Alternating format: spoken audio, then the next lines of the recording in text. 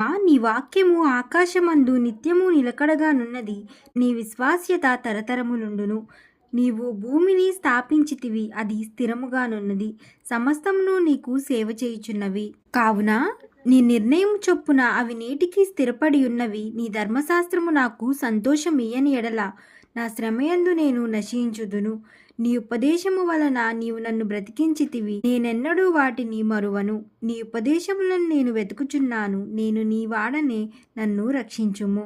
నన్ను సంహరింపవలనని భక్తిహీనులు నా కొరకు పొంచియున్నారు. అయితే నేను నీ శాసనములను తలపోయుచున్నాను. సకల సంపూర్ణతకు పరిమితి కలదని నేను గ్రహించుచున్నాను. నీ ధర్మోపదేశము అపరిమితమైనది. నీ ధర్మశాస్త్రము నాకెంతో ప్రియముగానున్నది. దినమెల్లా నేను దాన్ని ధ్యానించుచున్నాను. నీ ఆజ్ఞలు నిత్యము నాకు తోడుగా ఉన్నవి.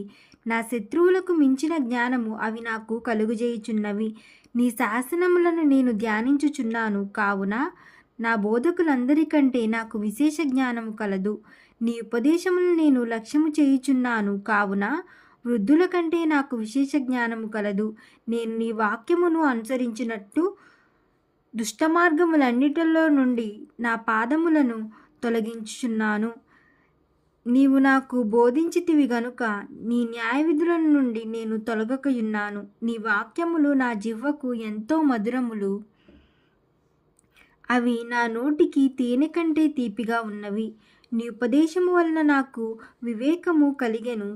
తప్పు మార్గములన్నీ నాకు అసహ్యములాయెను. నీ వాక్యము నా పాదములకు దీపము, నా త్రోవకు వెలుగై ఉన్నది. నీ న్యాయ విధులను నేను అనుసరించెదను. నేను ప్రమాణము చేయుచున్నాను, నా మాట నెరవేర్చుదును. యెహోవా, నేను మిక్కిలి శ్రమపడుచున్నాను. నీ మాట చొప్పున నన్ను బ్రతికింపుము. యెహోవా, నా నోటి స్వేచ్ఛార్పణలను అంగీకరించుము. నీ న్యాయ విధులు నాకు బోధింపుము.